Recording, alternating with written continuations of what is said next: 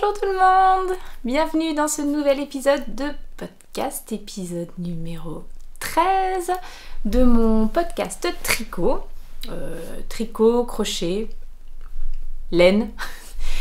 Donc je me présente pour ceux qui arriveraient aujourd'hui, je m'appelle Céline et je suis une tricoteuse du nord-est de la France.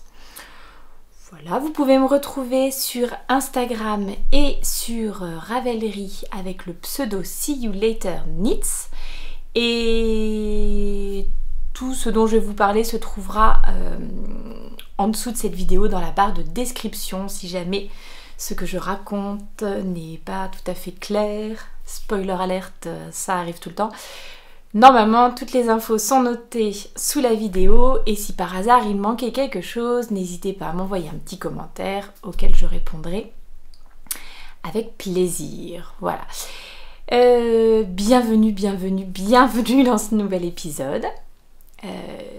Alors pour celles et ceux qui sont des habitués, qui reviennent épisode après épisode, me tenir compagnie et passer ce petit moment avec moi, écoutez, ça me fait super plaisir et puis je vous fais des gros bisous à tous. Et pour ceux qui arriveraient aujourd'hui, j'espère de tout cœur que cet épisode va vous plaire et va vous donner envie de vous abonner à votre tour, de me suivre dans mes petites aventures de tricoteuse. Voilà. Qu'avais-je d'autre à vous dire? Je suis hyper contente de vous retrouver, très contente de vous retrouver. Un petit peu plus tard que ce que j'espérais. Normalement j'aurais bien aimé enregistrer la semaine dernière, mais on avait encore notre garçon à la maison qui était en cours en distanciel. Du coup c'était moins pratique quand même, et j'avais aussi, j'étais pas super en avance sur les projets à vous montrer, et cette petite semaine supplémentaire m'a permis de terminer 2-3 trucs, je vais pas vous présenter 5 milliards de choses non plus, mais voilà, ça m'a permis de terminer convenablement ce que je voulais vous montrer. Donc finalement c'est pas plus mal. Ça vous a rajouté une petite semaine de rab pour jouer au concours que j'organisais sous la précédente vidéo et dont je vais annoncer les résultats tout à l'heure. Le résultat tout à l'heure.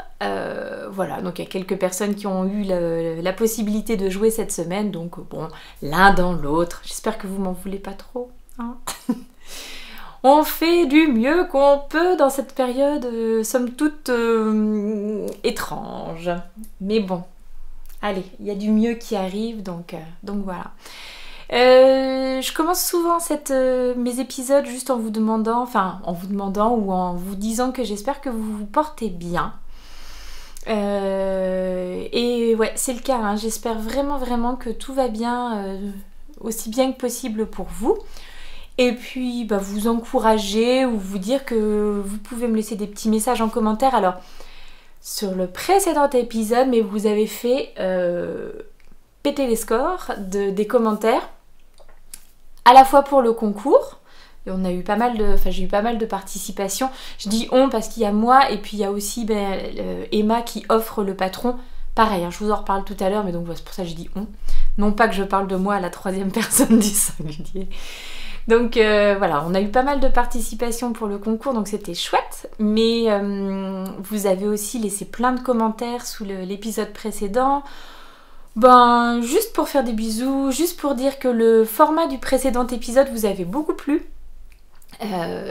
C'était donc en plein pendant les vacances confinées des enfants, et du coup plutôt que de faire là un épisode classique comme ce que je fais là, j'avais enregistré par-ci par-là des petits morceaux quand j'avais 5 minutes pour vous présenter ce que j'étais en train de faire, et c'est vrai qu'à la fin je trouvais que le résultat était assez sympa, mélange un petit peu vlog, podcast, c'était très chouette à faire. Par contre je vous cache pas que ça m'a demandé pas mal de travail, de montage. Une fois de plus, hein, je découvre tout ça, je suis pas du tout, j'ai jamais fait de vidéo, de photos plus que ça, j'en fais mais sans avoir appris quoi. Donc je galère à chercher les réglages sur le logiciel de montage pendant des heures, alors que pour certains j'imagine que c'est hyper simple. Mais voilà, donc ça m'a pris du temps, mais en même temps ça m'a fait plaisir, et du coup ça m'a fait vraiment plaisir d'avoir tous vos retours, que des gentils messages, enfin c'était top quoi, vraiment. Donc merci pour tous ces commentaires, et pourquoi j'en parlais, non pas pour dire oh qu'est-ce que j'ai comme commentaire et tout ça, mais pour vous dire que j'ai essayé dans un premier temps de répondre à tous ces commentaires, et qu'il y a un moment je n'y arrivais plus, donc je suis désolée parce que j'aimerais vraiment pouvoir répondre à tout le monde, et puis en plus ça me fait tellement plaisir de recevoir ces commentaires. Très égoïstement, j'ai envie que vous continuiez à m'en envoyer, mais je me rends compte que j'arrive pas à trouver le temps de répondre à tout le monde, donc je suis vraiment désolée pour ça. Je vais essayer de faire mieux, mais voilà. Donc si je ne vous ai pas répondu, vraiment désolée. Je vous assure que j'avais commencé à le faire, et puis à un moment j'ai été dépassée par... voilà, j'arrivais plus tout simplement à prendre ce temps-là, puisque ça prend sur autre chose dans le quotidien, donc voilà. Donc m'excusez vraiment si je vous ai pas répondu. Si vous me posez une question, généralement j'essaye quand même de répondre, mais c'est pareil, ça peut arriver que je me dise ah bah tiens ça c'est important, il faut que je réponde, et puis je mets un petit peu de côté, puis après j'ai du mal à retrouver et tout. Donc voilà, donc je suis un petit peu désolée de ne pas pouvoir répondre mieux aux commentaires. Je dis que je vais essayer de faire mieux, ne m'en veuillez pas si jamais c'était pas toujours le cas. Donc on se retrouve avec un épisode somme toute classique, projet terminé, projet en cours, des petites choses à venir, donc un tirage au sort à la fin du podcast. Et qu'est-ce que j'aurai à vous présenter? 3 objets terminés. 3 objets en cours. Il y en a un, c'est une grosse arnaque, hein, je vous le dis tout de suite. Donc voilà, 3 objets en cours. Donc quelques projets à venir. Et voilà, je crois que c'est un petit peu... Ça sera tout. Donc c'est parti, mon kiki. On va commencer... Alors je ne sais pas, est-ce que je commence comment j'ai mis? Bon, je vais faire dans l'ordre de mes notes, comme ça... Voilà. Parce que j'ai 2 petits projets et j'ai un gros projet terminé, et je pense que si vous me suivez sur Instagram, vous avez vu passer, parce que j'étais tellement contente. Je suis libérée, je suis délivrée, je suis joie d'avoir rayé cet encours qui, alors j'allais dire qui traînait, mais ça serait un peu, c'est pas très bien, mais voilà, qui était dans mon encours Ravelry depuis 2014. J'ai terminé ma couverture au crochet. Alors, je déplie la bête, mais bien sûr ça ne rentrera pas dans le cadre. Ça ne rentrera pas. J'ai terminé la couverture au crochet. Commencé donc en 2014, hein, comme je le rappelais à l'instant. Donc commencé en 2014, quand j'étais enceinte de ma petite dernière, et donc dans l'idée de lui faire une petite couverture pour son lit de bébé, ou une petite couverture à mettre au sol pour qu'elle joue dessus, ou... voilà. Donc la couverture, même si elle est quand même plutôt grande, j'ai pas mesuré, je m'étais dit que je le ferais, puis bah j'ai oublié. Elle est plutôt grande, mais elle est aujourd'hui ma fille elle est dans un lit une personne. Elle est donc trop petite pour le lit, hein, clairement. Par contre, ça aurait été vraiment parfait pour un lit, pour un enfant, oui, de 1 an, un petit lit de bébé, quoi. Voilà. Alors, que vous dire sur cette couverture? Déjà, vous parlez du modèle. C'est le modèle Flowers in the Snow. C'est un modèle de Solveig Grimstad. Et mince, j'ai oublié de regarder comment elle... Parce elle est sur Instagram aussi. Donc je vous le mettrai dans la description. Je me rappelle plus comment... C'est quoi son pseudo sur Instagram. Bref. Une designeuse nordique, mais pareil, je ne sais plus. Et le patron est un patron gratuit qui se trouve donc sur son blog. Déjà, vous allez le trouver sur Ravelry, mais donc le lien Ravelry va vous renvoyer sur le blog de cette designeuse.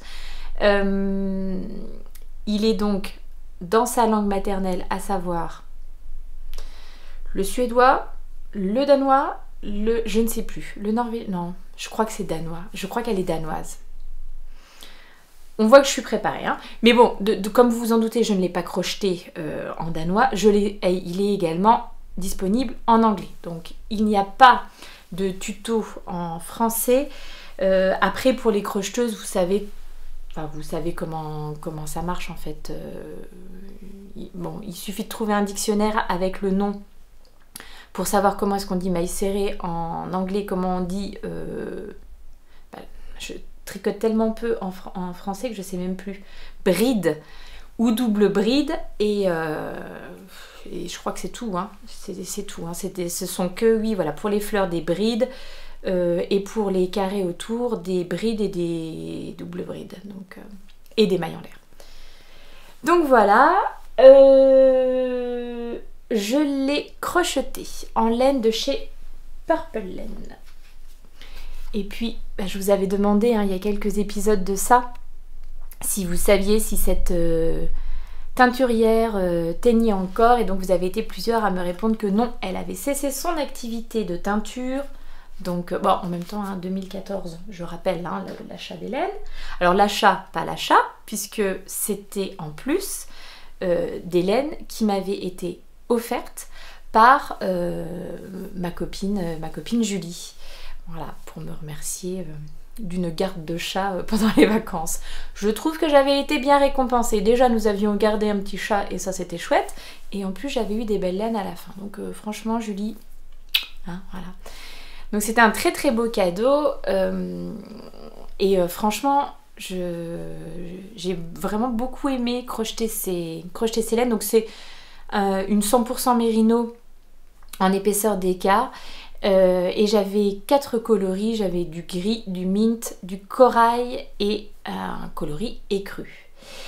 Et alors donc quand j'ai présenté ma couverture la première fois, alors déjà je vous ai dit que c'était un petit peu compliqué, vous m'avez encouragé par milliers, mais merci, franchement merci. Et puis alors j'ai eu des propositions super gentilles. Enfin, il y a quand même des personnes adorables qui voulaient me crocheter le reste de mes carrés. Est-ce que c'est pas juste trop gentil? Alors, enfin voilà, c'est adorable. Après, j'étais quand même contente de le faire moi. Comme je vous l'avais dit, je pense que ce qui m'a fait m'arrêter, c'est que c'était le nombre de fils à rentrer. Je pense que c'est ça qui à un moment a dû me dégoûter. Donc j'ai dû faire une petite pause dans le crochet. Et ben, c'est une pause qui a duré 7 ans. C'est beaucoup quand même. On va peut-être pas tout à fait 7 ans quand même, mais voilà, ouais, c'est beaucoup, hein, c'est beaucoup.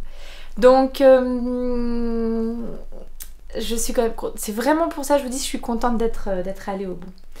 Et donc, parmi les propositions absolument adorables que j'ai reçues, Patricia Brespati, qui, voyant donc que je crochais, puis peut-être j'avais dit que je ne savais pas si combien j'aurais, enfin, est-ce que j'aurais assez pour faire tant, bref, m'a gentiment dit, bah moi, de la écrue de chez Purple Laine, j'en ai encore dans mon stock, et donc si tu veux, bah, je t'en envoie.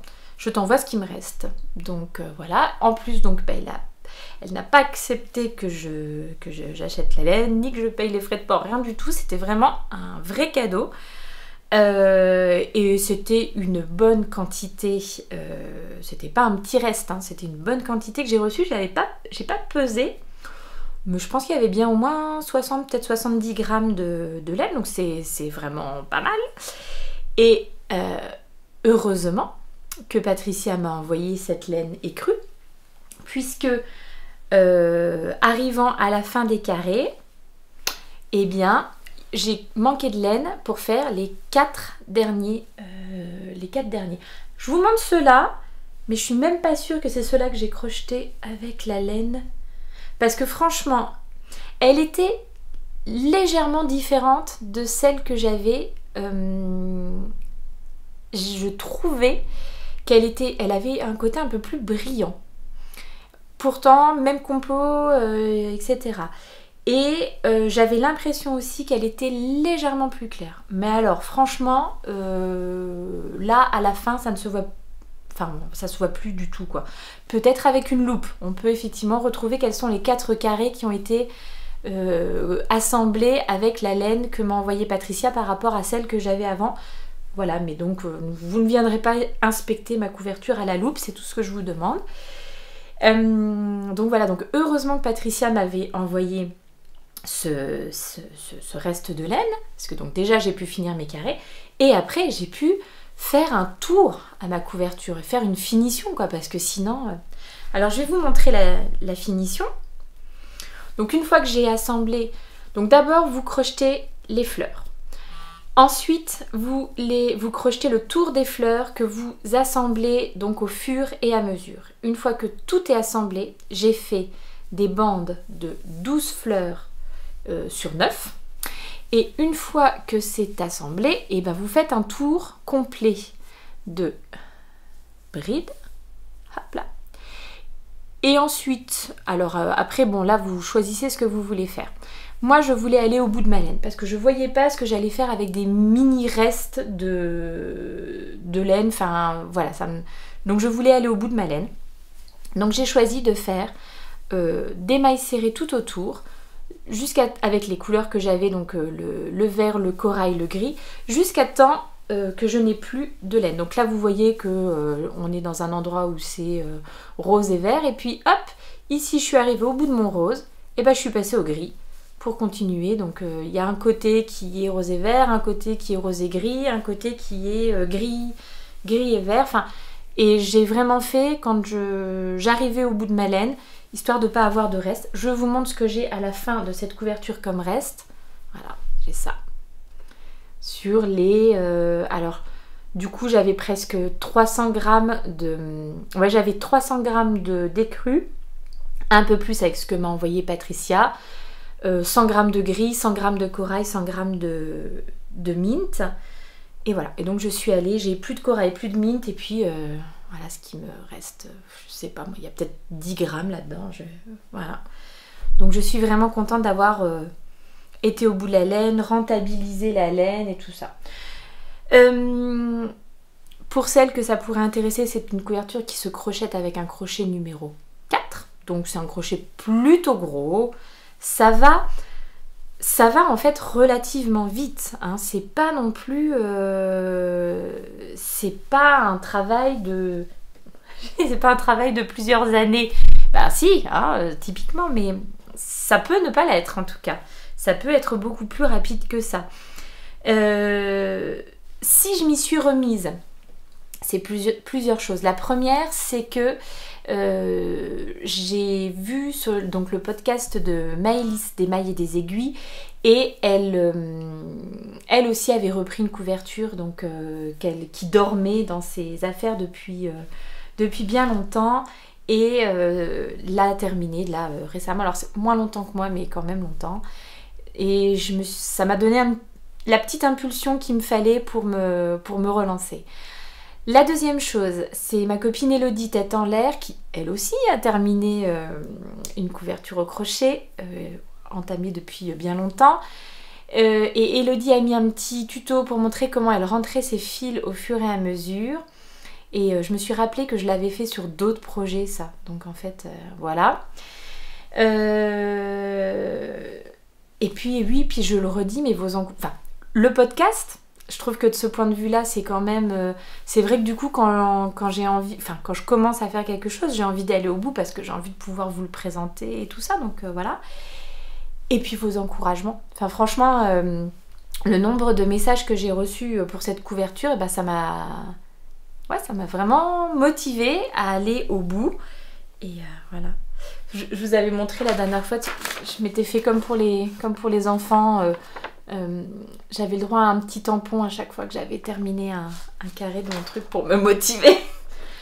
Toutes les techniques étaient bonnes à prendre pour réussir à aller au bout de au bout de cette couverture. Donc voilà, je suis très très contente d'avoir terminé. Donc un grand merci à tous pour vos encouragements, pour les personnes qui m'ont fourni la laine, qui m'ont dépanné en laine, qui m'ont donné l'impulsion nécessaire. Enfin voilà, donc je suis hyper contente. Ma petite cocotte est ravie. Franchement, elle est hyper contente. J'ai fait quelques belles photos. Je pense que je vais essayer de vous les caler là pour vous montrer un petit peu. Celle qui était moins contente, c'est ma grande. Parce que ça, ce sont vraiment des couleurs qu'elle adore. Donc, à un moment, elle s'est dit, ah ben peut-être que ça pourrait quand même être pour moi cette couverture. Et puis, bon, c'est vraiment pour la petite, quoi. Donc, vous me voyez peut-être venir. Je me suis engagée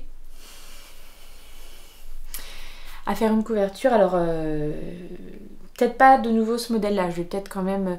Je lui ai demandé de me laisser un petit peu de temps pour me remettre de mes émotions. Et puis voilà, quoi, on va regarder ensemble. Mais oui, je sens que elle aussi, elle aurait envie d'un petit projet doudou dans lequel elle puisse se mettre au chaud, etc. Donc, à venir. Voilà. Ça, c'était le gros projet fini. Je prends un petit coup de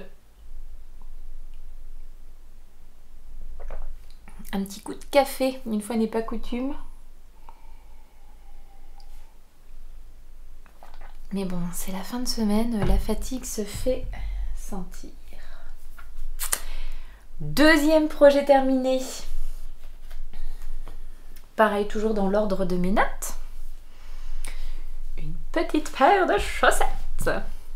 Alors, je vous les ai pas mises sur le bloqueur parce que c'est pas forcément... Comme c'est des chaussettes courtes, hein, elles tiennent pas forcément... et en plus avec une tige évasée, des côtes évasées, donc elles ne tiennent pas forcément très bien sur le bloqueur. Donc voilà, je vous les présente comme ça.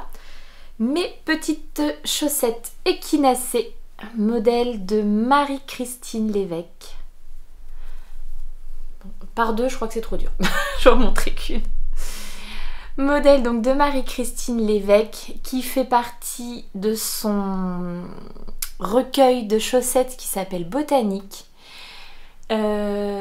Si vous avez la chance d'être au Canada, enfin en fait non, si vous avez la chance d'être n'importe où, vous pouvez commander ce... En fait, ce qu'elle fait, c'est qu'elle a ses patrons et elle les imprime et elle les présente sous forme de recueil avec une belle couverture, etc. Elle le fait, elle, et elle le vend dans sa boutique Etsy. Lien en dessous. Et donc, je dis si vous avez la chance d'être au Canada, puisque Marie-Christine est au Canada, et que j'imagine que si vous commandez sur sa boutique Etsy, non seulement les frais de port sont moins chers, vous risquez de recevoir plus rapidement et tout ça. Pour nous en France, j'avoue que j'ai pas tenté, mais c'est vrai qu'avec l'Amérique du Nord, on a parfois quand même des petites surprises au niveau des frais de douane et tout ça, donc je sais pas du tout. Voilà, je peux pas vous dire allez-y, commandez, si ça se trouve vous pourriez payer des frais de port éventuellement. Peut-être si Marie-Christine passe par là, on ne sait jamais. Ou des amies canadiennes qui savent ce qu'il en est, n'hésitez pas à nous dire dans les commentaires si on commande chez vous, est-ce qu'on risque d'avoir de gros frais de douane, etc. Bref, donc en tout cas je sais qu'elle a mis récemment sur sa boutique Etsy des recueils donc botaniques, c'est 12 patrons, comme leur nom l'indique, basés sur d'inspiration fleurs, nature, arbres, voilà, donc tous plus jolis les uns que les autres. Moi personnellement je les ai achetés ces modèles sur Ravelry, et quand on achète les 12 modèles d'un coup sur Ravelry, on a un prix en fait. Et alors là aussi j'aurais peut-être pu prendre des notes plutôt que de vous annoncer ça comme ça, parce que je ne me souviens plus. J'ai une mémoire de poisson rouge, mais vraiment c'est terrible, et en particulier pour les chiffres, alors là c'est dramatique. Donc en tout cas vous pouvez aller voir sur son Ravelry, moi j'avais trouvé l'information très, très facilement.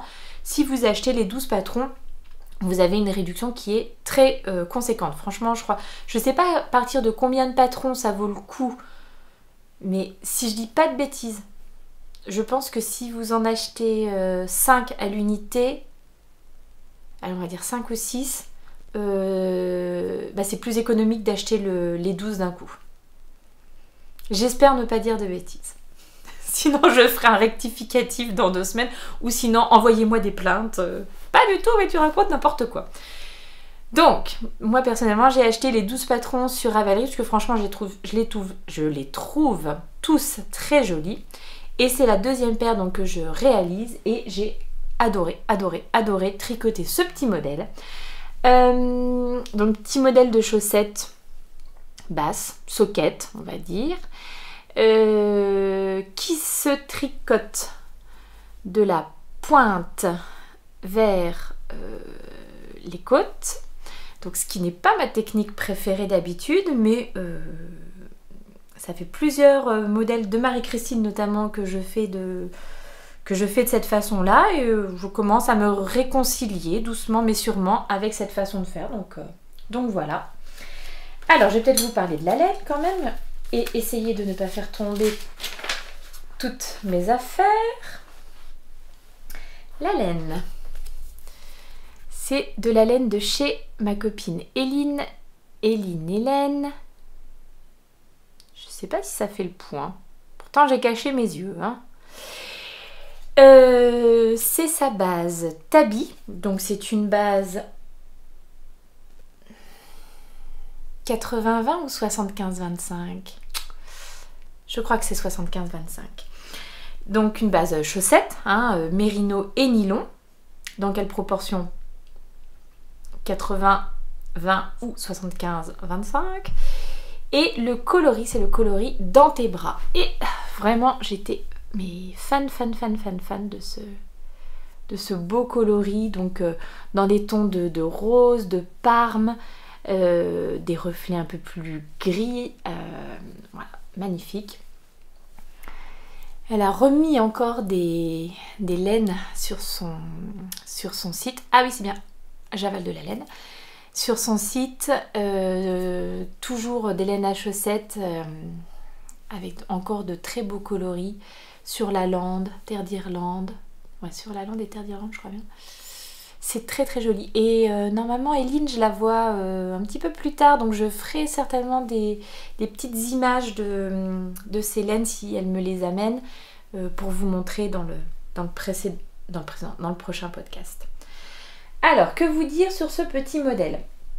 Donc, moi j'ai fait la taille 64 mailles.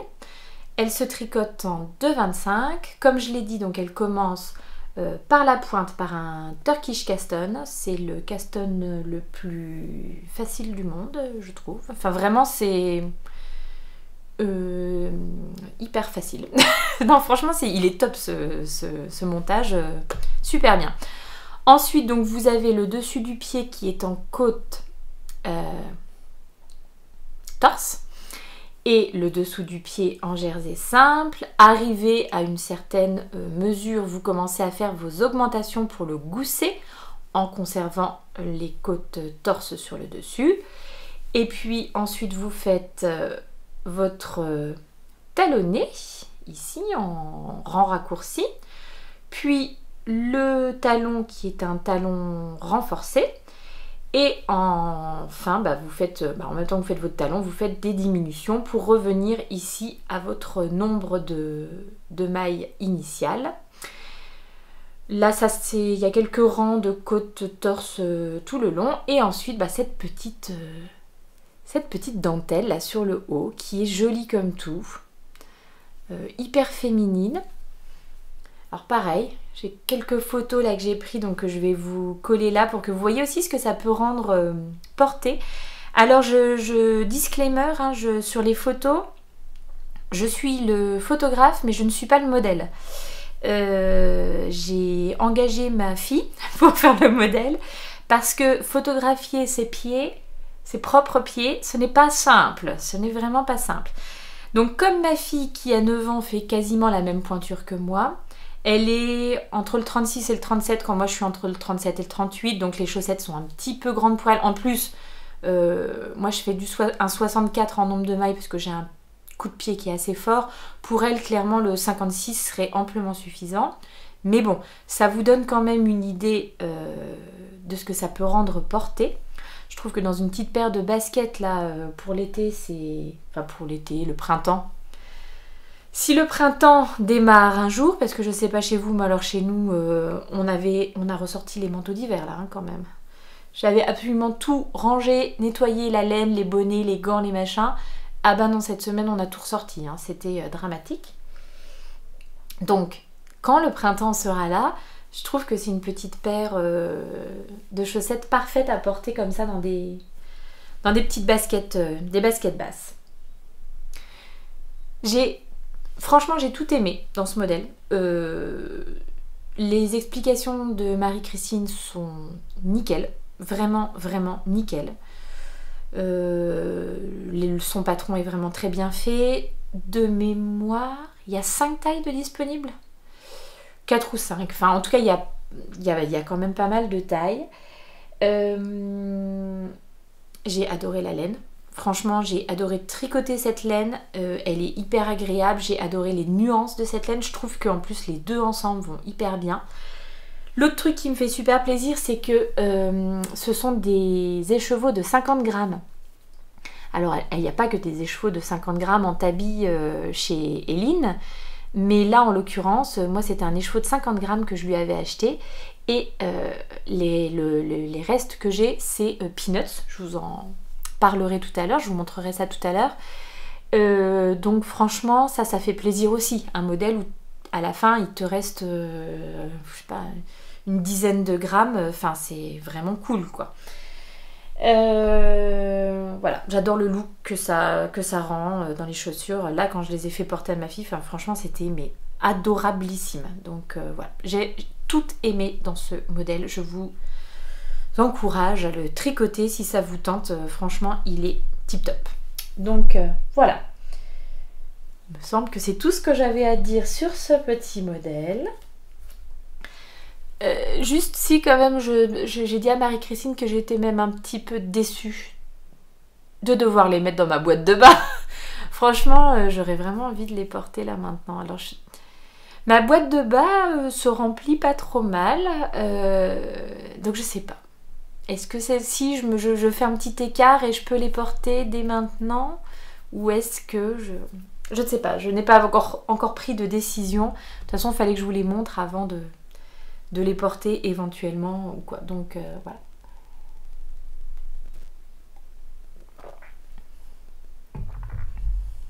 Moi, je crois que j'ai pris ma décision en fait. Ils veulent bibiche. Bon, on passe à notre dernier projet terminé. Et c'est encore un projet chaussette. C'est un projet chaussette. Oh là là, c'est beau, c'est beau. Et c'est un test knit. Donc c'est un test que j'ai réalisé, mais c'est pas un test secret, donc j'ai le droit de vous le montrer. C'est un test knit que j'ai réalisé pour ma copine Emma. Je vais dire ma copine maintenant, c'est comme ça.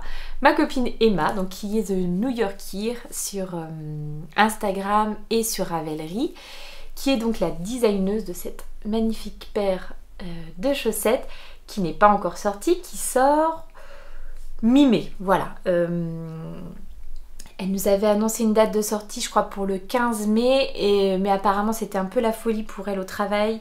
Et mi-mai, ne vous inquiétez pas, je ne manquerai pas de vous dire, en tout cas sur Instagram, je vous annoncerai vraiment quand elles sortent. Et puis, je vous en reparlerai dans l'épisode prochain pour vous dire si elles sont bel et bien sorties. Donc, c'est un modèle qui va s'appeler les Carta Socks. Tadam! Voilà, donc que vous dire sur ce modèle? Donc c'est un modèle, Emma elle est américaine, hein, de New Yorker, ça porte bien son nom, elle vit à New York. Donc le modèle va sortir en anglais. Mais comme je lui avais déjà fait la traduction d'un autre de ses modèles, donc celui que je vous fais gagner à la fin de l'épisode, les Hatching Socks, bah, je lui ai proposé, si ça l'intéressait, que je lui traduise aussi celle-ci. Donc voilà, je vais m'y mettre là dans les jours qui viennent pour pouvoir... alors je ne vous garantis pas que le jour de la sortie il sera en français, mais ça arrive quoi. Je vais m'y mettre et pour pouvoir vous le proposer très rapidement, parce que c'est vrai que je sais que vous êtes nombreuses à pas tricoter en anglais, donc j'aime bien quand même pouvoir vous proposer des modèles. Il y en a en anglais, mais il y en a aussi dont les patrons sont dispo en français, et en tout cas celui-ci j'aimerais bien qu'il soit disponible en français pour vous. Donc ça, quand ça sort, peut-être pas tout de suite, mais ça arrive ensuite. C'est un modèle qui se tricote lui des côtes cuff down jusqu'aux orteils, des côtes jusqu'aux orteils. C'est ma façon préférée de faire. C'est très compliqué de vous montrer le rendu. Ouais, je pense que là, oui, on est plutôt pas mal, mais quand je rapproche, j'ai l'impression que la couleur est plus tout à fait fidèle. C'est un beau bronze comme ça. Donc c'est des laines, enfin c'est de la laine de chez Life in the Long Grass. Il m'a fait avoir un accident de chaussette, dites donc. Life in the Long Grass. C'est la Fine Sock. Vous avez dans 435 mètres pour 100 grammes. C'est une 75-25, 75 mérino, 25 nylon. Fine Sock, et le coloris c'est Autumn. Hop là. Voilà. Franchement, c'est une marque que j'aime beaucoup, hein, Life in the Long Grass. En France, vous allez la trouver chez Madeleine, cette marque-là. Et je pense que dans les semaines qui viennent, il va y avoir un réassort sur le site de Madeleine. Donc à guetter, à guetter, à guetter. C'est vraiment, ouais, j'aime beaucoup, beaucoup leur coloris. Des coloris très tonaux comme ça. Enfin, tonaux, est-ce qu'on dit tonal? Non, je suis même pas sûre qu'on dise ça en français. Bref, comme dire, je me comprends. Oui, c'est bien, mais ça serait bien que les autres te comprennent aussi. Mais en tout cas, ouais, des coloris assez profonds comme ça, moi, que j'aime vraiment beaucoup. Et puis là, je trouvais que ça se mariait très très bien avec le motif. Donc, je reprends. C'est un modèle tricoté donc des côtes jusqu'aux orteils. Des côtes 1-1, pas torse, donc des côtes 1-1 en haut. Ensuite, vous déroulez le motif sur la tige, puis vous arrivez, donc vous faites, c'est un talon renforcé, le petit talonnet en rang raccourci, et ensuite on relève les mailles sur le côté pour repartir avec des diminutions ici pour le gousset, et puis en faisant toujours le motif sur le haut de la chaussette jusqu'à retomber donc sur 64 mailles. Vous déroulez jusqu'au bout et puis là vous faites vos diminutions. Il y a 3 tailles proposées dans le patron qui va sortir.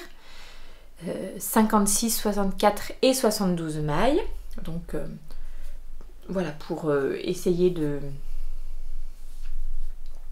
coller au plus de morphologie de pied possible. Elles sont tricotées en aiguille de 25. Alors que ça soit pour celle-ci ou que ça soit pour celle-ci, vous savez, moi ma technique préférée, c'est les mini circulaires. Hein. C'est comme ça que je tricote. Donc je les ai fait en mini circulaire. Celles-ci, je les ai fait avec mes Xiaogu. Et c'était bien parce que les Xiaogu, elles sont quand même assez pointues. Mais pas trop non plus. Donc ce qui est bien pour les parties de dentelle là, pour attraper sa laine et tout ça. Que vous dire d'autre? Je trouve que vraiment je trouve que le motif est hyper délicat quoi. Ça c'est très féminin pour le. Enfin vraiment, je trouve qu'elles sont très tout en délicatesse ces chaussettes. Ouais, donc en rendu au pied, c'est très très beau. Et voilà, c'était un test knit qui était vraiment chouette à faire. Alors pour moi c'était un petit challenge parce que test knit en anglais c'est la première fois que je fais, c'est-à-dire avec d'autres test knitteuses anglophones. Donc pour échanger, Bah finalement, je trouvais que ça allait. Donc je suis assez contente de moi.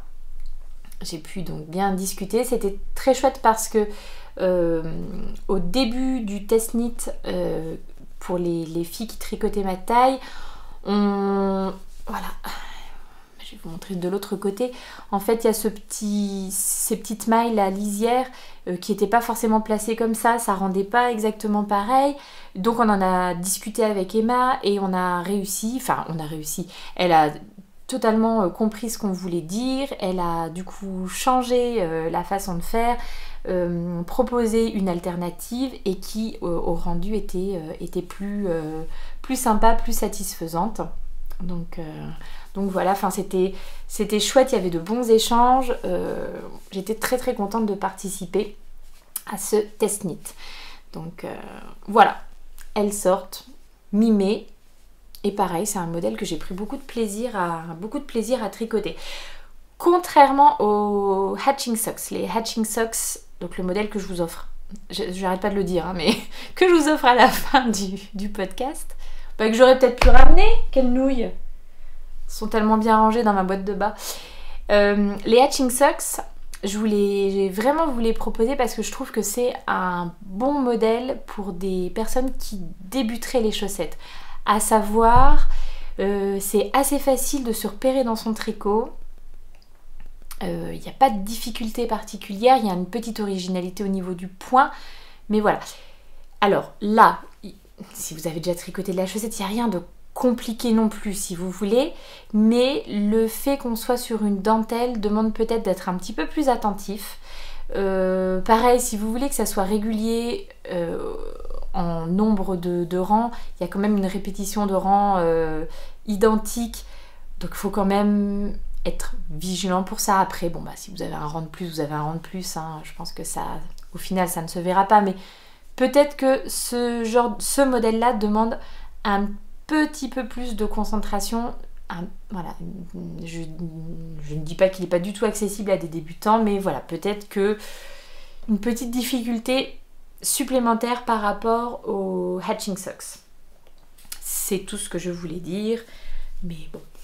Si par hasard vous aviez envie de vous lancer et qu'à un moment il y a un truc qui vous bloque ou quoi, bah n'hésitez pas à me contacter. Sur Ravelry, vous n'hésitez pas à m'envoyer un petit message, à me dire bah là je comprends pas trop bien ce qu'il faut faire.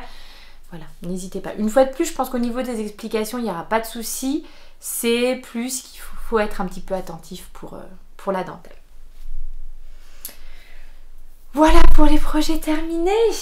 Donc ouais, bon 3 semaines quoi, hein. C'est pas mal de choses à vous montrer, donc c'est chouette. On va passer au projet en cours avec la grosse arnaque. Mais du coup je vais pas vous en parler en premier de la grosse arnaque, hein. Je vais vous parler des choses.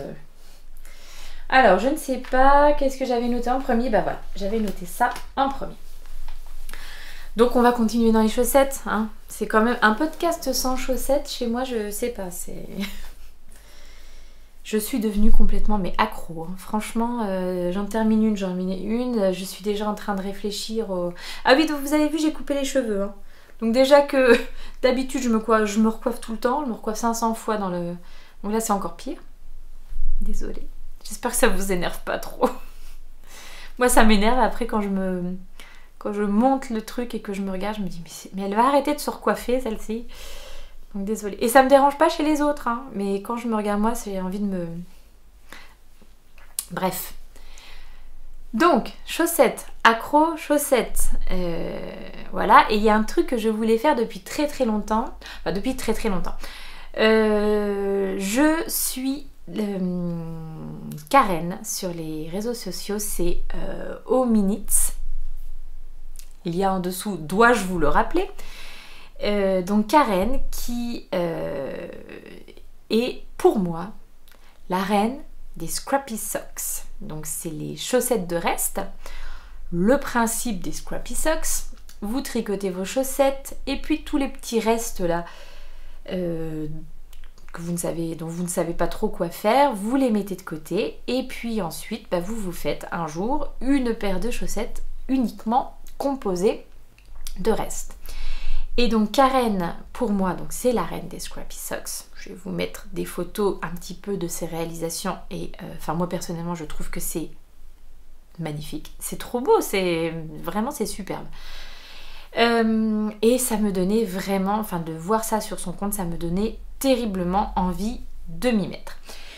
Et à Noël, je ne sais pas si vous vous rappelez, dans mes petits podcasts, mes petits vlogs de Noël, je vous avais montré ça vite fait. Ma copine Monica, qui est ma copine du bout du monde, ma grande sœur japonaise, à qui je fais d'énormes, énormes bisous parce que je sais qu'elle vient tout le temps me regarder en podcast, donc je l'embrasse très très fort. Monica m'avait fait un magnifique cadeau, elle m'avait envoyé, je vous montre ma petite boîte à bonbons, elle m'avait envoyé plein de petites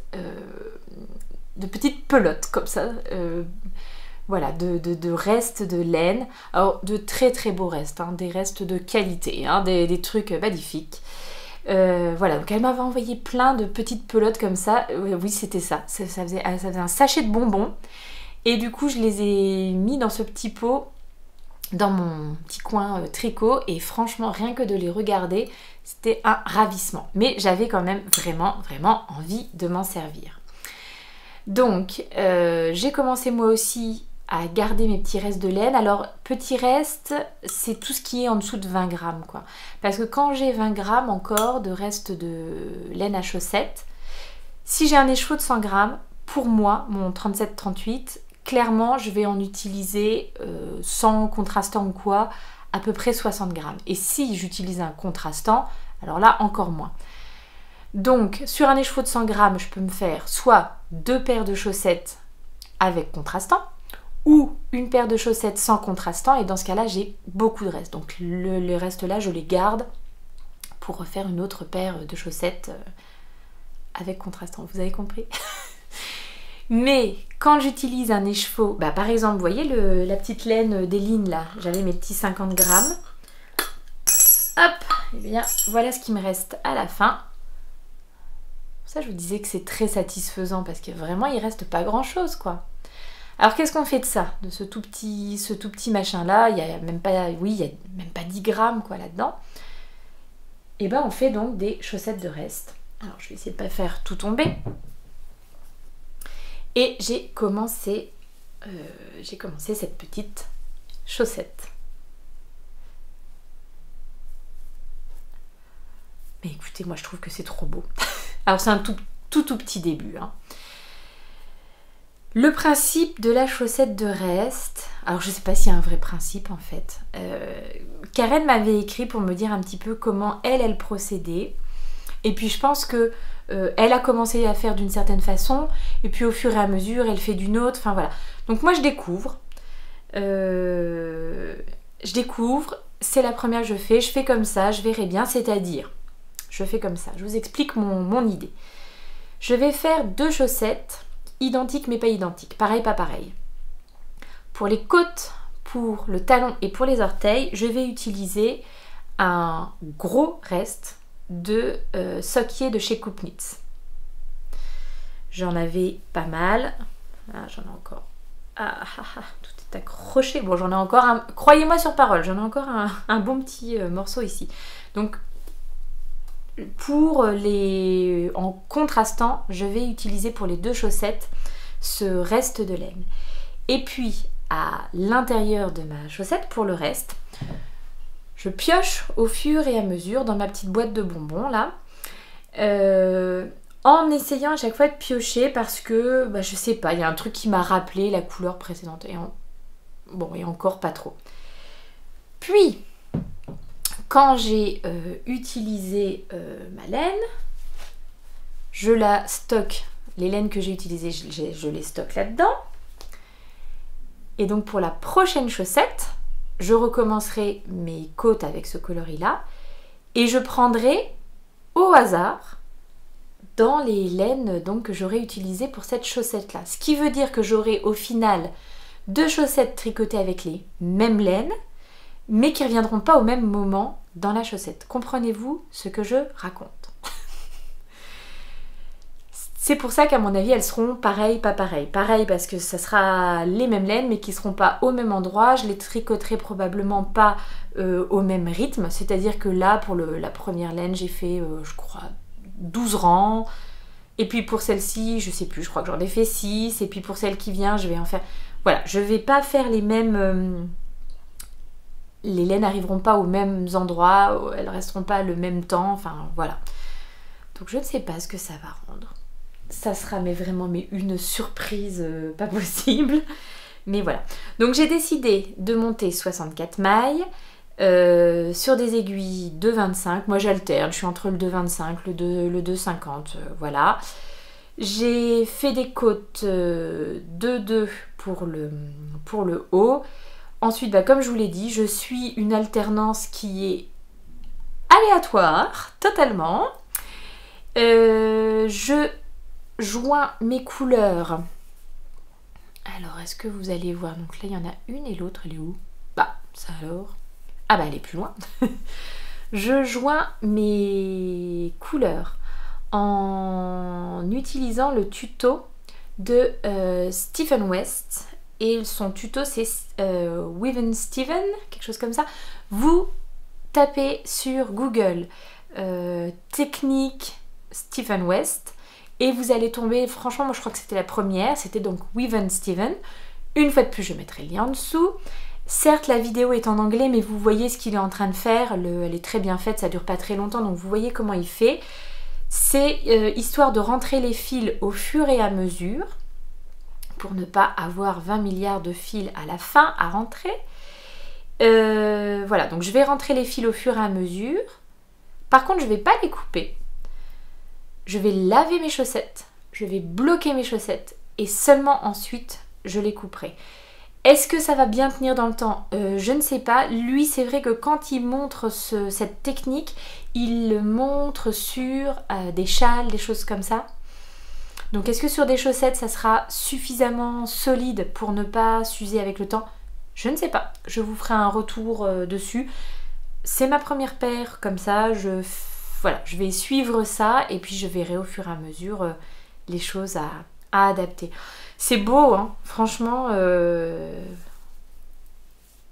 Bon, j'adore. Il faut dire que les laines que m'a envoyé Monica, alors, les petits restes là qu'elle m'avait envoyé, c'est en majorité de la Hedgerow Yarn. C'est une marque anglaise, teinturière anglaise. Franchement, c'est magnifique. Vraiment, vraiment, je suis totalement en amour pour cette marque. C'est très très beau. Le travail de teinture est vraiment... Enfin, j'adore.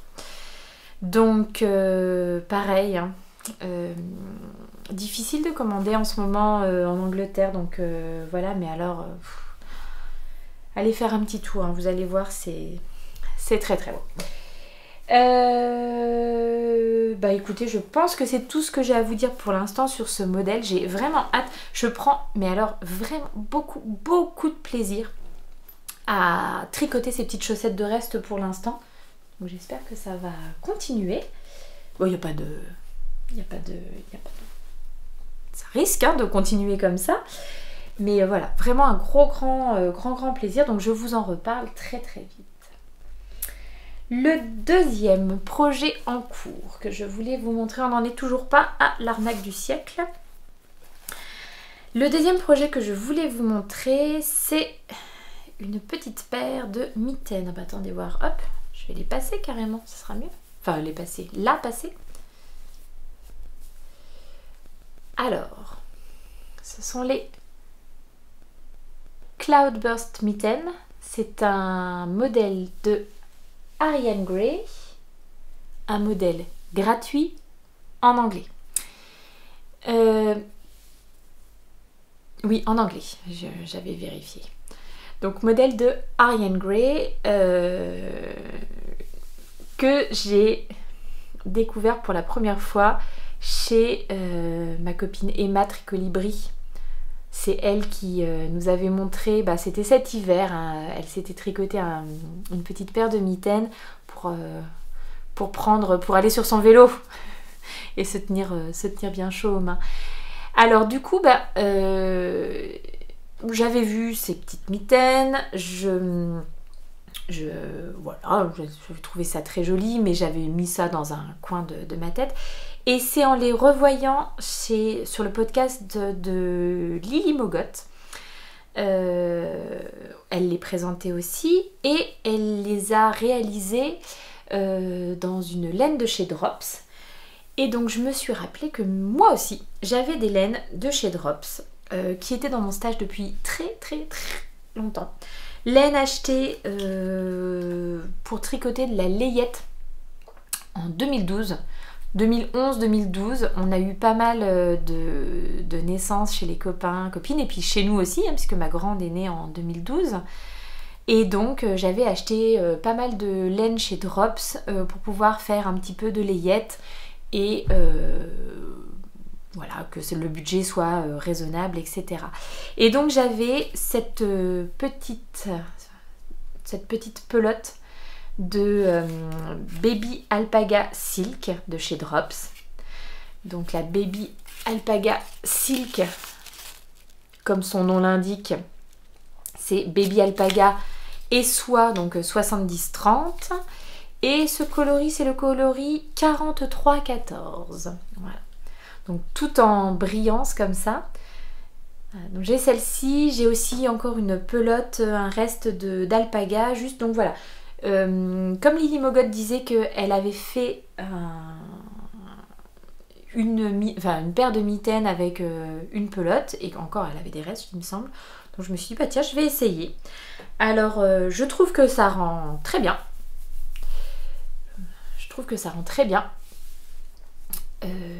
mais je pense que c'est pas tout à fait mon style, je sais pas, ou alors c'est le coloris, je ne sais pas.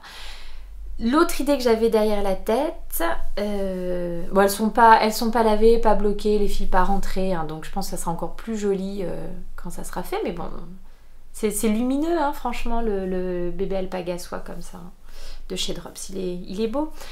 L'idée aussi, je me disais, bah tiens, ça pourrait faire aussi peut-être des cadeaux de fin d'année pour les maîtresses, mais je sais pas si c'est le style des maîtresses de mes filles. Donc voilà, je les trouve très belles, hein. Franchement, je les trouve très jolies, mais je pense que ça sera un cadeau.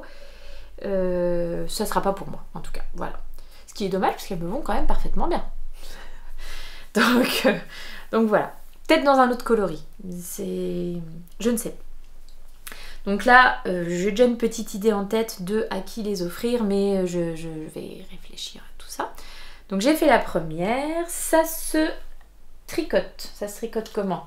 Ça se tricote en 2,5. Je les ai tricotés donc en rond sur mes mini circulaires. Bah là, celles-ci, ce sont les Adi Wundersock. Je pense que je vais essayer les... Vous savez, j'ai le petit kit de chez Xiaogu, le petit kit d'interchangeable, qui est très bien, mais qui est quand même très petit. Et je pense que je vais essayer les Xiaogu en fixe comme ça. C'est la mercerie Rograph à Nancy qui les a. Donc la prochaine fois que je passe, et c'est bientôt, je l'annonce, hein, c'est bientôt, j'ai envie, parce qu'elle a rentré aussi des petites laines à chaussettes. Des petites laines de chez Langyarns par exemple, c'est une bonne petite qualité de laine à avoir en laine industrielle, voilà. Donc, moi j'aime bien les tricoter, il y a des couleurs assez sympas, donc je vais aller faire un petit tour. Donc la mercerie Rograph les a, j'aimerais bien les essayer parce que je pense qu'elles seront un petit peu plus pointues, même si ma copine Elodie m'a dit qu'elles existaient, les Wundersock aussi, de chez Adi en lace, donc avec un bout un petit peu plus pointu. Mais j'ai pas regardé encore pour les acheter. Puis j'ai peut-être envie d'essayer les Xiaogu pour voir. Donc voilà, 2,5, un patron gratuit. Juste pour faire le petit pouce, du coup, j'ai pas utilisé ça pour faire le petit pouce. Pour faire le petit pouce, j'ai utilisé toujours chez Adi les Crazy Trio. C'est ma copine Julie qui tricote elle toutes ses chaussettes avec et qui les aime vraiment beaucoup. Moi j'avoue que j'aime moins, je préfère vraiment les mini circulaires pour les chaussettes. En revanche, pour faire un mini pouce là, c'est parfait. C'était très bien. Donc voilà. Voilà. Donc bon, quand je vous les présenterai finis, je vous réexpliquerai bien comment elles se tricotent et tout ça. Mais c'est vrai que c'est un modèle sympa pour finir des restes de laine. Je vous dirai combien j'en ai utilisé exactement. Mais clairement, on sera sur moins de 50 grammes pour faire la paire. Donc c'est pas mal. C'est pas mal. Le dernier projet en cours, que j'ai donc appelé l'arnaque, hein, parce que je l'ai commencé hier soir, mais donc j'ai rien à vous montrer en fait, mais je vous en parle depuis de nombreuses semaines. Il y a un moment, faut peut-être s'y mettre quoi, parce que vous allez dire, elle nous l'annonce depuis 3 mois là, son Whitmore sweater. Donc oui, c'est ça, j'ai commencé mon Whitmore sweater. Ah, vous allez voir l'avancement, hein. Alors, tac, tac, tic, touc, tac. Voilà. Voilà. Bon, c'est commencé, c'est ça, hein.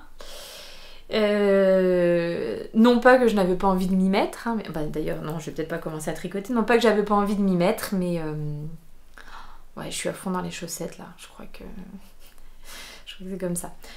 Donc c'était bien, ça y est, je l'ai monté. Du coup, on est parti. Je vais pouvoir vous montrer ça un peu plus avancé la prochaine fois. Donc le Whitmore Sweater, c'est un modèle de Amy Loden. On l'a beaucoup vu. Mais franchement, à juste titre, je trouve quand même que c'est un modèle très joli avec son encolure son yoke tout en dentelle. Voilà, c'est un modèle, je n'ai vu aucune version ratée de ce modèle. Enfin, à chaque fois que quelqu'un le présente, je trouve que ça rend super bien. Donc voilà. Les laines que j'ai choisies pour réaliser mon Whitmore, ce sont... Donc c'est un modèle qui se tricote avec un fil de fingering et un fil de lace pour avoir une épaisseur d'écart. Et moi, j'ai choisi de la Bio Shetland de chez BC Garn. Donc une 100% laine, un peu rustique, hein, un peu, hein, je le sens là quand je le tricote, c'est rustique, c'est un peu rêche, mais je sais que au lavage ça s'assouplit drôlement. Donc voilà. J'ai pas, déjà la dernière fois j'avais pas de numéro de couleur à vous donner sur cette laine, donc écrue dirais-je. Et donc je vais l'associer à de la voilette de chez La Droguerie. Et par contre la voilette, donc c'est Princesse le Jour. Donc je suis en train de voir quelque chose. Attendez. Non, tout va bien, c'était de bons coloris aussi. Ce que je vous avais dit, j'avais un reste de voilette d'un précédent projet. Et non mais c'est bon, c'était le même en fait. D'un coup, j'ai pensé que la Stellina qui était là-dedans était argentée. Et celle-ci, elle est dorée, hein, clairement, manifestement. Donc non, elles sont bien toutes les deux dorées, il n'y a pas de problème. Donc la voilette de chez La Droguerie, c'est à peu près 2/3 de mohair super fin et 1/3 de PA, de CU et de PE métallisé. Donc... Alors j'imagine qu'il y a du polyester, enfin en tout cas de la matière, j'allais dire synthétique, mais est-ce que c'est ça le mot que je cherche réellement? Mohair et Stellina, enfin voilà, je ne sais pas ce que c'est exactement, PA, CU et PE, métallisé. Non, je réfléchis, mais je ne sais pas. Pareil, je chercherai pour voir un petit peu. Ou si vous avez une idée de ce que ça veut dire, n'hésitez pas. Donc, j'ai associé ces deux fils-là. Puis, je vous remonte quand même mon petit échantillon pour vous montrer ce que ça rend les deux tricotés ensemble. Est-ce qu'on voit quand même le petit fil métal? Je sais pas trop. Et alors, j'ai eu un doute quand... parce que mon échantillon, je l'ai fait il y a longtemps quand même, hein. J'ai eu un doute quand j'ai repris mon échantillon de savoir mais je l'avais tricoté en quoi en fait, et en fait j'avais fait des petits nœuds, touc. 1, 2, 3, 4 petits nœuds sur le côté, donc j'ai tricoté en aiguille numéro 4. Je sais plus où est-ce que j'avais vu cette astuce, C'est pas moi qui l'ai inventé, hein, clairement. J'avais vu cette astuce quand vous tricotez en plusieurs aiguilles pour savoir quel côté est en telle taille. Donc voilà, si vous faites un échantillon, vous le commencez d'abord en 3,5. Alors en même temps, comment est-ce qu'on fait les demi? Comment est-ce qu'on fait les demi sur des nœuds? Ou alors on fait 3 nœuds et on sait que c'est 3,5 et 4 nœuds c'est 4? Certainement quelque chose comme ça. Donc voilà, mais en tout cas, heureusement j'avais fait ça parce que je me rappelais plus en quelle aiguille j'avais tricoté mon échantillon. Pour arriver au bon nombre, je suis pile poil sur l'échantillon qu'elle recommande, donc ça c'est vraiment cool. Et j'ai décidé, alors c'est un modèle qui normalement se tricote avec je crois 12 cm d'aisance positive. Et du coup j'ai envie de le faire un peu plus près du corps, donc normalement je serais allée sur une taille M pour mon 40. Je fais 96 de tour de poitrine, donc bon, finalement je vais partir sur la taille S qui logiquement en fini est quand même 106 cm. Vous savez quoi, j'hésite encore en fait, je suis pas... Alors c'était le même nombre de mailles à monter pour la taille S et la taille XS du coup. C'était 112 mailles à monter. Donc ouais. Celles qui l'ont déjà tricoté. Parce que je suis vraiment sur l'échantillon. Alors, j'ai peur que la taille XS, c'est 98 cm en fini. J'ai peur que ça soit très près du corps. Je sais pas.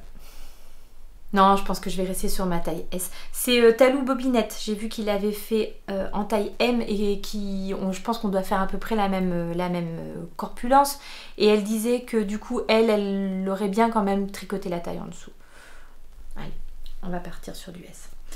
Et j'aimerais bien faire des manches un peu bouffantes. Peut-être un peu dans ce style-là. Je vous en ai pas reparlé parce que je vous l'ai déjà montré. Ça, c'est le Love Note de Tin Can Knits. Pareil, hein, qu'on connaît bien. Faire des manches droites et du coup bien resserrées à la fin pour faire un petit effet un peu bouffant comme ça. Donc voilà, bon, hein, sérieusement, Bibiche, grosse arnaqueuse. Mais je suis contente de l'avoir lancée. Dites donc, on en perd des fibres dans cet épisode. Je suis bien contente de l'avoir lancée. C'est parti. C'est parti. Bon, on en est rendu au moment où on fait notre tirage au sort, non? Oui, donc je suis vraiment une petite quiche de ne pas avoir ramené mes Hatching Socks. Mais donc voilà, comme je vous l'avais dit, petite photo des Hatching Socks, j'ai réalisé ce modèle donc de Emma the New Yorker parce qu'elle m'avait vraiment tapé dans l'œil. J'étais tombée dessus par hasard sur Instagram. Donc j'ai réalisé ce modèle et puis j'ai trouvé qu'il était vraiment chouette et facile, je trouve, bien pour des débutantes, peut-être pas pour une première paire de chaussettes, mais voilà, bien pour des débutantes. Et du coup j'étais embêtée parce que je pouvais pas trop... Ah, j'ai oublié de vous dire que le Whitmore Sweater, il est en anglais et en français. Floute. Donc les chaussettes Hatching Socks, elles étaient en anglais seulement et donc j'étais embêtée un petit peu de vous les présenter puis voilà, de pas pouvoir vous dire que qu'elles existaient qu'en anglais. Et donc j'y suis un petit peu allée, alors je dis pas au culot puisqu'au final on n'avait rien à perdre, mais j'ai contacté Emma et je lui ai proposé de lui traduire le patron en français. Donc elle a accepté. Pour être tout à fait donc transparente, je n'ai absolument pas demandé de rémunération. J'ai proposé ça tout à fait gratuitement dans l'idée de pouvoir ensuite vous dire à vous qu'il est disponible en français, mais voilà. Du coup, elle a accepté. J'ai fait la traduction qui est maintenant disponible quand vous achetez le patron. Pour me remercier, Emma m'a offert un patron de ces modèles gratuits et je lui ai demandé si elle pouvait aussi vous faire gagner à vous le patron justement des Hatching Socks. J'ai eu 110 participations. donc je suis bien contente. Et puis donc bah, c'était rigolo parce que du coup je vous ai demandé d'aller regarder sur sa boutique et puis de me dire quel était pour vous votre modèle préféré. Et alors sérieusement, alors j'ai pas fait les comptes à la fin, mais je pense que c'était très équilibré quand même. Les Dorosox sont beaucoup ressortis. C'est je pense vraiment un modèle que je vais castonner incessamment sous peu. Donc ouais, les Dorosox sont pas mal ressortis, mais il y avait de tout, de tous les modèles. Voilà. J'étais très contente que vous me disiez que vous découvriez le travail d'Emma et tout ça, donc c'était chouette de vous le faire découvrir. Je vais juste faire une petite mise au point, machin. Juste pour vous dire que je ne suis en aucun cas payée, rémunérée, on m'offre quoi que ce soit dans l'idée de vous en parler. Enfin, je veux dire, ce n'est pas du tout un sponsoring, je sais pas, de la publicité ou quoi. C'est-à-dire que Emma ne m'a jamais demandé de parler de ses modèles contre quelque chose.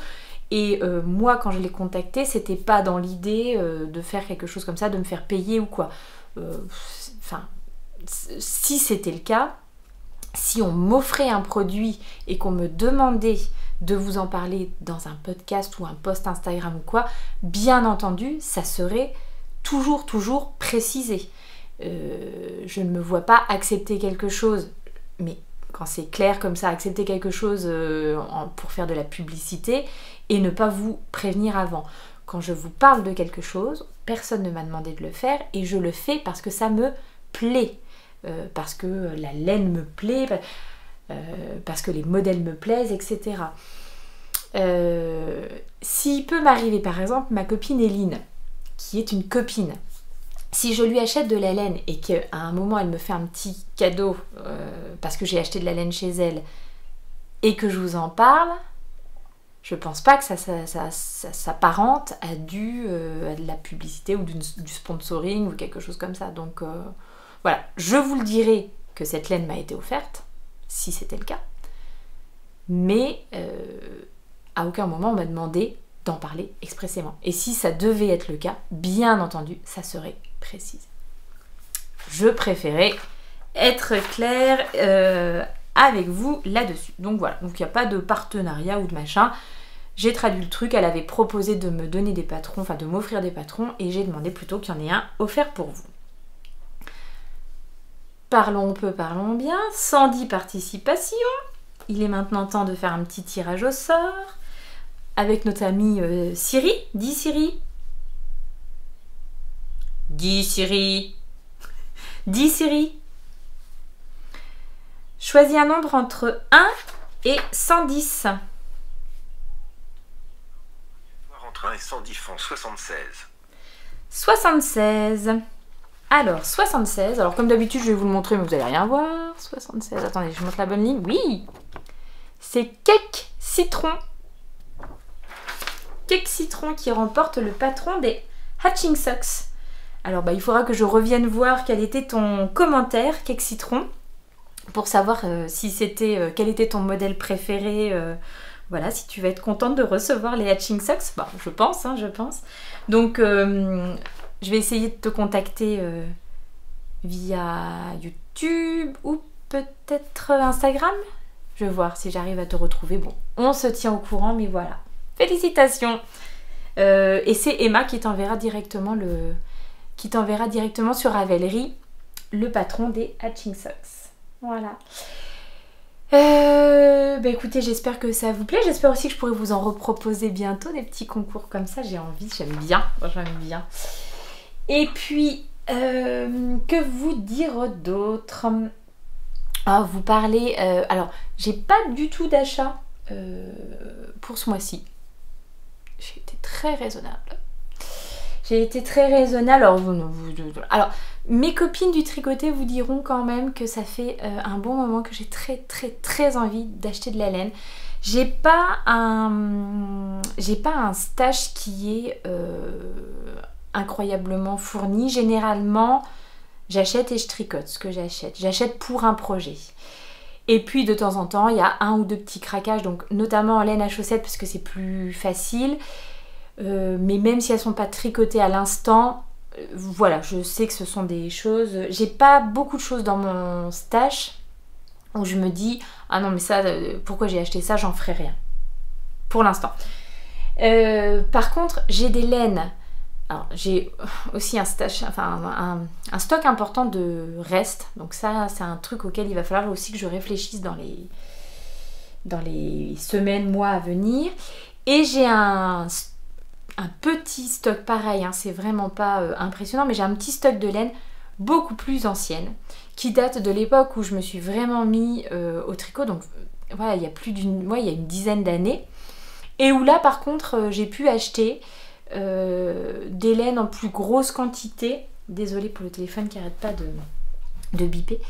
J'ai pu acheter en plus grosse quantité des laines dont aujourd'hui,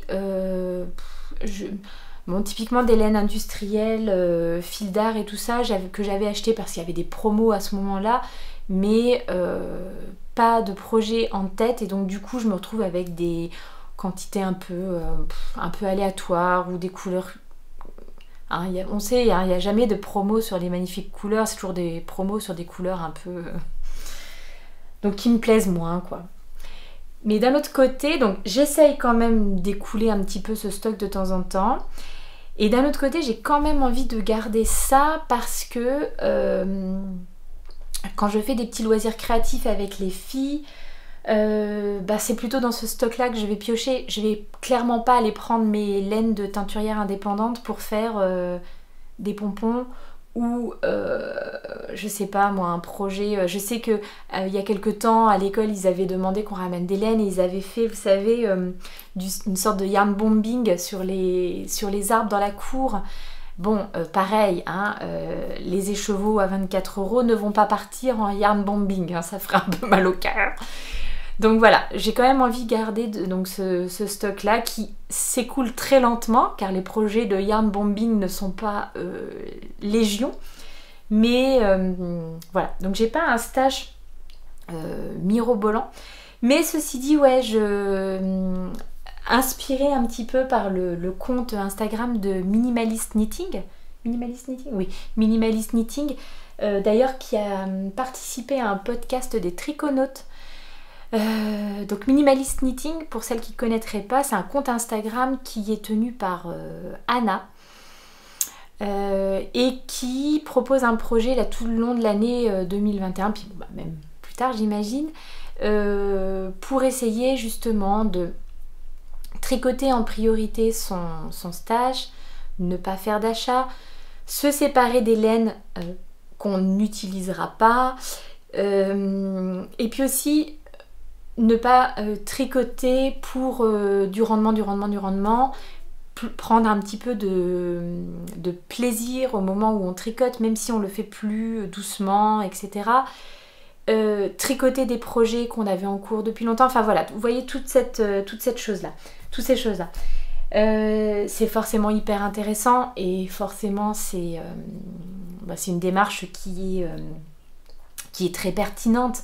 Éviter d'être dans la surconsommation, même si franchement je ne juge personne, chacun est libre de faire vraiment ce qu'il veut en matière de stock de laine, hein, j'avoue que franchement je peux vraiment comprendre aussi qu'on ait envie de s'entourer de belles choses, et si c'est quelque chose qui vous procure du bien, bon bah ma foi, et que à côté de ça voilà, si ça vous fait plaisir, c'est comme ça.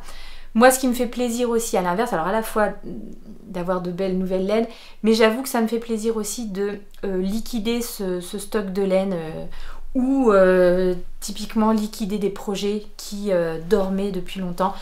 J'en ai pas beaucoup, je l'avais fait il y a quelques temps, ça, de détricoter ou même jeter les projets qui étaient en cours depuis mais plus d'une dizaine d'années. Je savais même plus, à l'époque j'utilisais pas Ravelry, je savais plus en quelle aiguille j'avais commencé, je savais plus, puis des trucs.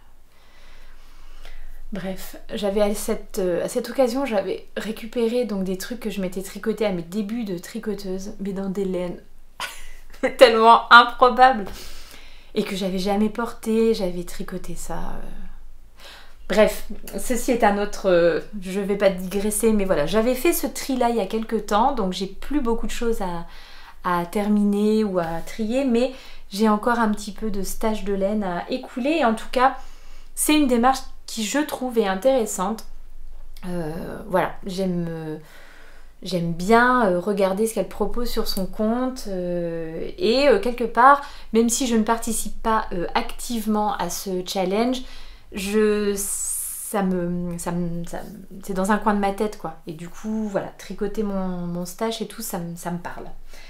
Donc, pas d'achat ce mois-ci. Est-ce que c'est à cause de ça? Est-ce que c'est les circonstances qui font que... Bon, voilà. Mais... bon, ça va être rattrapé d'ici quelques temps parce que je vous parlais d'Eline parce que je vais la voir bientôt et j'ai notamment dans le projet de lui acheter une quantité pull de sa base Yakuza, donc qui est une base avec du yak. Et voilà, que j'ai jamais testé et j'ai vraiment très envie de tester. Elle me la propose dans un vert, son coloris brocéliande qui est une tuerie. J'ai pas de pull vert, c'est une base que je n'ai jamais tricotée. Bref, j'ai envie, pas la peine de me justifier, j'ai très envie de me tricoter un projet avec cette laine. Et alors justement... J'hésitais un petit peu, il va falloir que je vois au niveau des quantités et tout ça. Je vous avais déjà parlé du Pigamon de Marie-Amélie Design. Et ça, c'est un modèle qui me fait de l'œil depuis un bon moment. Et un autre que j'ai vu, qui ne doit pas être encore sorti, mais qui va être dans le prochain Pom Pom Mag, le Lodestar Pullover. À chaque fois, je pense que je vous aurais mis une petite photo, mais pareil, que je trouve magnifique. Je me suis pas encore penchée sur les quantités de laine et tout ça, donc voilà, c'est les projets à venir. Une fois que j'aurai la quantité la quantité pull là en Yakuza, je vais vraiment regarder ce que je vais me faire, avec. Bah écoutez, voilà, je crois qu'on est arrivé au bout de cet épisode. 1h20, c'est bien, c'est ce que je fais en moyenne. Voilà, donc je vais retourner à mon tricot. Alors d'abord à mon montage, ensuite à mon tricot.